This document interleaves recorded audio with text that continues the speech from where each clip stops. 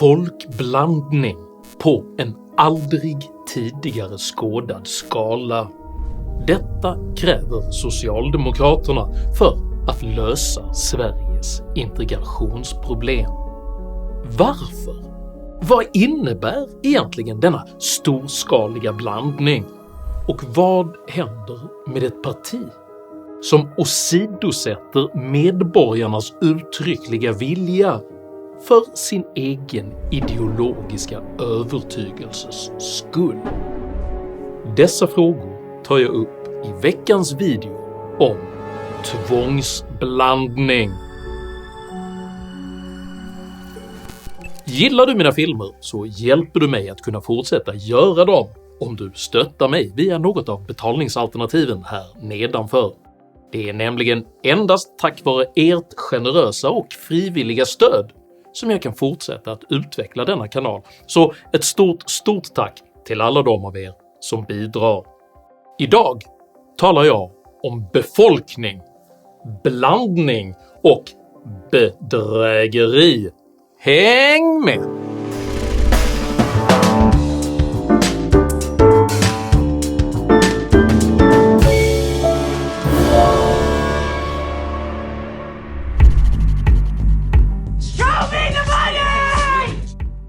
“Visa mig pengarna!” ropar karaktären Jerry Maguire i filmen med samma namn.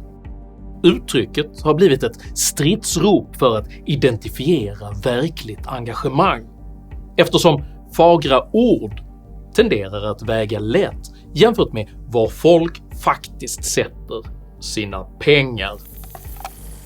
Ur just detta perspektiv är det mycket tydligt att det svenska folket, trots alla fagra ord om tolerans och invandring, i själva verket är djupt engagerade i att just undvika det mångkulturella samhället.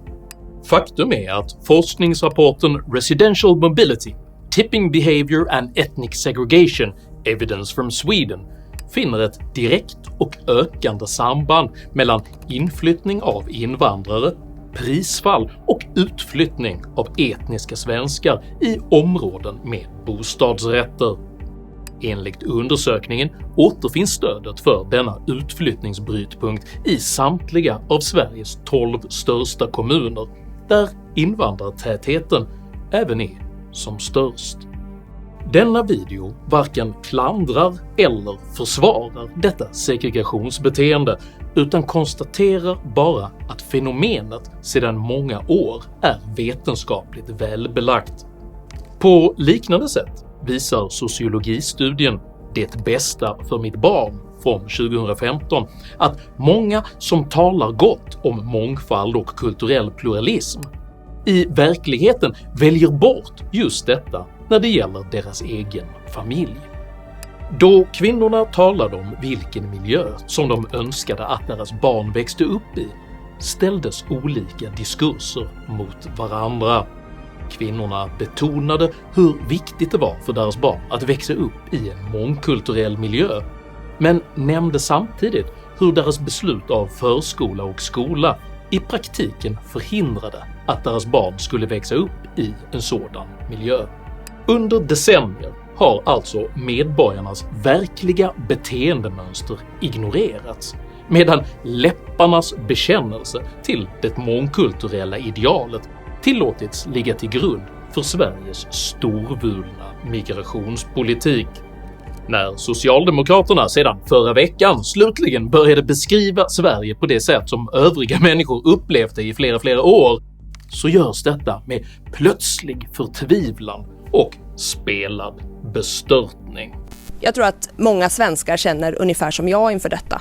En blandning av oro, avsky och frustration. Hur kunde det bli så här? Socialdemokraterna säljer nu med nostalgin som redskap in föreställningen om att en återgång till ett Sverige som är mer som Sverige skulle vara möjlig. Sverige kan bli ett så mycket bättre land och så mycket tryggare land att leva i. Ett land som vilar på respekt, rättvisa och gemensamt ansvar. Och ett Sverige som är lite mer som Sverige. Sveriges problem beskrivs sedan huvudsakligen vara orsakade av att Sveriges befolkning getts möjligheten till fria val i välfärden. Skolsegregation, privatiseringar och det fria skolvalet. Marknadsskolan har tillsammans med segregationen skapat en sorts flumskola. Men man ska också komma ihåg att det här skedde samtidigt som vi hade en marknadsliberal tidsanda. Trycker tillbaka pessimismen, otryggheten och de privatiserade lösningarna. Metoden som man ständigt återkommer till för att korrigera konsekvenserna av dessa skadliga fria val är att befolkningen nu oundvikligen måste blandas. Jag vill här klargöra, vilket arbetsgruppledaren Lawen Redar återkommande också understrukit, att Socialdemokraterna ännu inte framlagt några slutgiltiga förslag. Men i analysdokumentet “Ökad samhällsgemenskap genom att vi delar ett gemensamt språk” skriver man: att bryta segregationen kräver att man strukturellt bryter den rumsliga separeringen av olika grupper. Den ekonomiska, etniska och språkliga segregationen behöver brytas på en strukturell nivå, vilket kräver att befolkningen blandas. Samhället kommer behöva genomföra insatser vi tidigare inte gjort, i en skala vi inte tidigare sett. I Expressen upprepade Redar detta budskap än mer resolut. Vi behöver verkligen fundera på hur vi beblandar hela befolkningen. Enligt Redar kommer det att krävas kraftfulla förändringar om Sverige ska bli mer sammanhållet, däribland att göra upp med en liberal ekonomisk politik, stoppa marknadiseringen av skolan och bryta bostadssegregationen. Det måste till enorma insatser i välfärden och för att bryta ojämlikhetsutvecklingen om man faktiskt vill beblanda befolkningen. Utan att föregripa de förslag som kommer att läggas fram i maj 2024 så sätter Socialdemokraterna uppenbarligen mycket stor tilltro till att just blanda människor.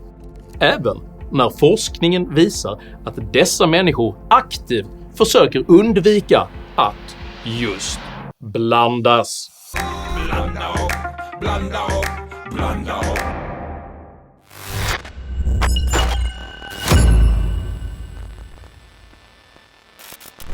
Den socialistiska övertygelsen att blandning och utjämning kan lösa samhällsproblem vilar ytterst på en agensberövad människosyn där individen ses som ett passivt resultat av externa socioekonomiska förutsättningar.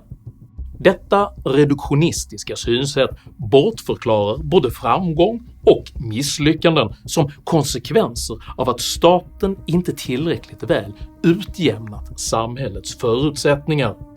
Den framgångsrike har haft orättvisa privilegier medan den misslyckade har utsatts för otillbörligt förtryck. Staten bör enligt denna ideologi därför verka för att skapa ett så socioekonomiskt homogent samhälle som möjligt, eftersom detta i förlängningen förutsätts förverkliga ett jämlikt och harmoniskt människoideal. Just detta synsätt har legat till grund för en hel serie misslyckade socialdemokratiska försök till utjämnande social ingenjörskonst.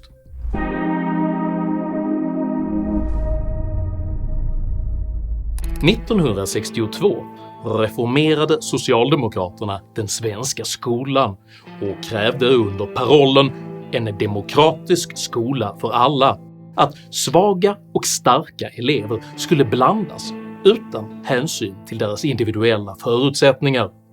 Detta antogs demokratiskt utjämna kunskapen bland eleverna oavsett deras sociala bakgrund. Blandningen ledde dock inte till att de svagare eleverna blev duktigare, utan till att undervisningens innehåll och omfattning gradvis anpassades efter de svagaste elevernas kapacitet. De skoltrötta eleverna bidrog under 1970-talet även till stök i klassrummet, vilket i sin tur ledde till att skolan ålades allt fler vårdande och elevkontaktsökande uppgifter på undervisningens bekostnad. Det kunskapsmässiga resultatet av socialdemokratins blandade demokratiska skola blev alltså en generell sänkning av de svenska elevernas kunskapsnivå samt en segregation där bemedlade familjer började flytta till de upptagningsområden som hade minst stök i skolorna.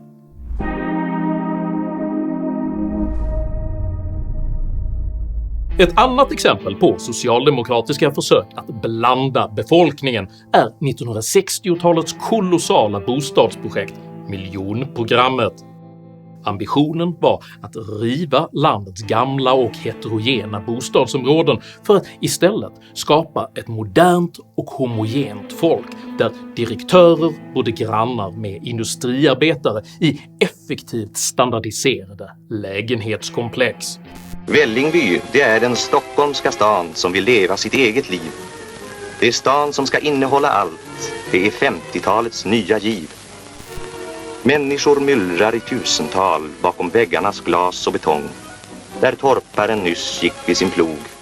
Det enda problemet var att ingen långsiktigt ville bo i socialdemokratins blandade moderna boenden, vilka istället blev hem till dagens utanförskapskollektiv. Så det man gjorde var att man sanerade innerstäderna, alltså rev i innerstäderna. Klarakvarteret är ju det där stora traumat i Stockholm till exempel. Och så flyttade man de människorna ut i spenaten, ut till de här satellitstäderna. Och alltså rent det här sociala ingenjörskapet, eller vad man ska kalla det för, har ju så här i många ögon i efterhand dömts ut som väldigt misslyckat. Ja. Är det alltigenom misslyckat? Ja. Nästan faktiskt. Alltså det är väldigt svårälskat. Även om det är fula hus då, skulle någon säga, och lite liksom omänskligt planerat, så går det inte att leva ett bra liv här ändå? Jo, det gör det nog delvis. Det har gått så fort att man inte riktigt hunnit med den enskilda människans trivsel.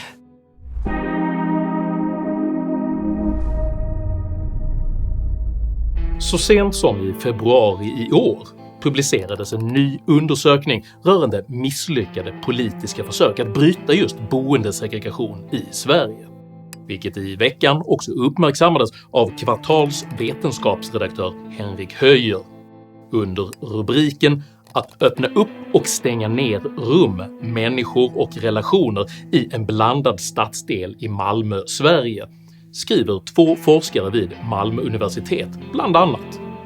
I Sverige, liksom i andra länder, har segregations- och utanförskapsproblem skapat visioner om blandade städer. Vad som menas med detta är dock ofta oklart. Forskningen visar vidare att även om människor med olika bakgrund bor i samma bostadsområde uppstår inte nödvändigtvis kontakt mellan dem. En av undersökningens intervjupersoner beskrivs med följande ord. Christian flyttade till Trevnadens flerbostadshus av ideologiska skäl i januari 2019 och säger sig sedan han blev far till 2 barn ha förändrats som människa, vilket har fått honom att vilja flytta tillbaka till det homogena villaområde i utkanten av Malmö där han växte upp. Den här öppenheten och de här kulturmötena i Sofielund, det ser jättebra ut på papper. I det praktiska livet så blir det problematiskt. Det är min uppfattning. En annan person beskrivs i undersökningen så här. Ingrid, en boende i 70-årsåldern med svensk bakgrund som bor i kollektivet och i många år har arbetat med integration, såg problemen på gården som relaterade till sättet man har familj, sättet man har barn och så. Och jag vet inte om det beror på etnicitet riktigt, men tänker ändå att det kan vara utanförskapet som gör att man är uppe på nätterna och sådana saker. När vi senare pratade om det mångkulturella samhället suckade hon och sa att rättssamhället måste vara en riktlinje för alla människor. Och jag vill inte att det ska vara sharia-lag till exempel, Jag kan på ett sätt respektera att folk har den tanken, men de får inte handla mot andra människor utifrån den. Undersökningen avslutas med de nedslående orden. De olika exemplen från försöket att skapa mötesplatser i Sofielund visar hur samexistensens spatiella grammatik utvecklas till olika former av polarisering av svenskar och invandrare. Detta inkluderar berättelser om både svenskarnas strukturella rasism och särskilt problematiserade invandrargrupper som somalier och araber, samt relaterade teman som traditionella könsroller, isolering av kvinnor, brist på föräldranärvaro, på samhällsdeltagande och integration och ett överskott av utsatthet, skadegörelse och våld.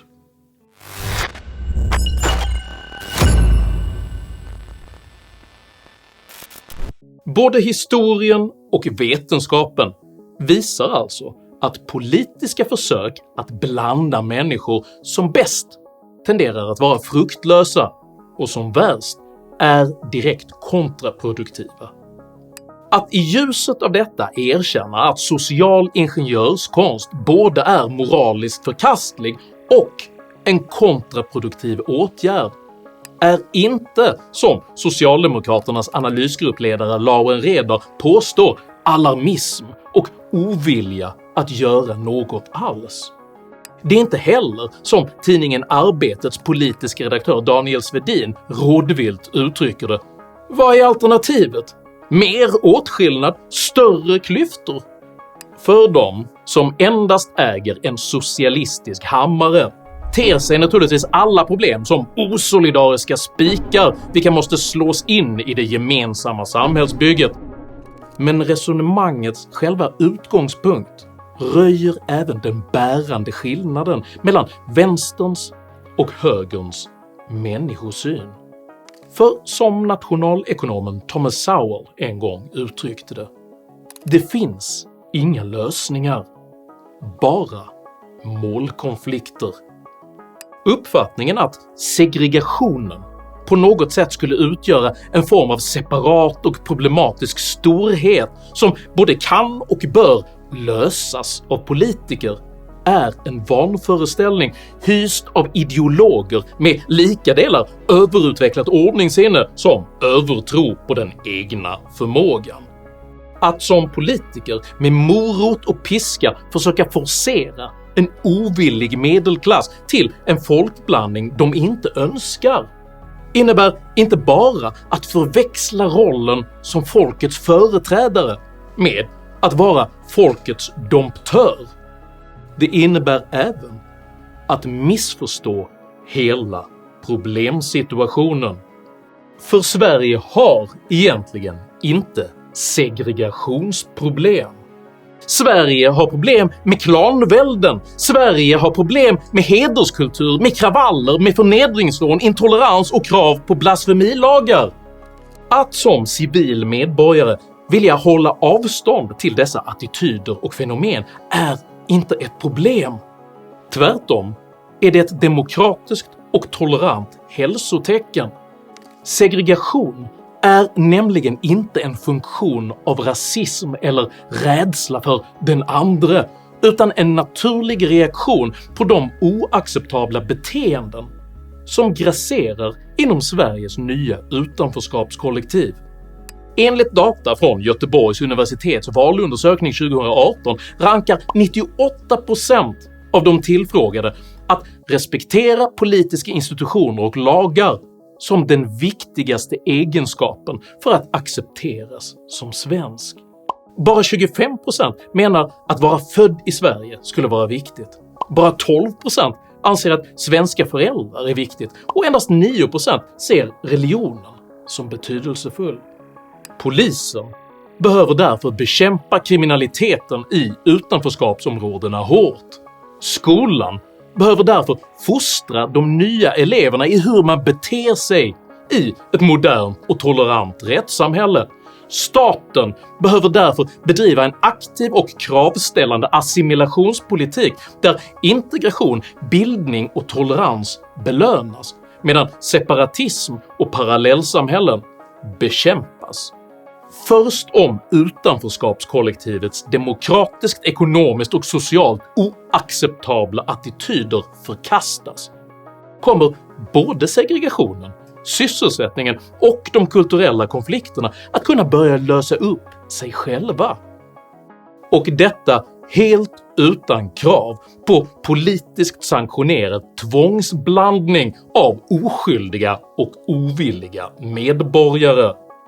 Att slippa tvångsblandning torde dessutom vara det minsta som Sveriges mycket hårt prövade medelklass kan begära, givet att man redan, precis likt Jerry Maguire i filmen, i tysthet har offrat en betydande del av sitt eget välstånd för att försörja alla andra.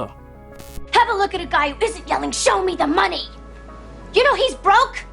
He is broke and working for you for free!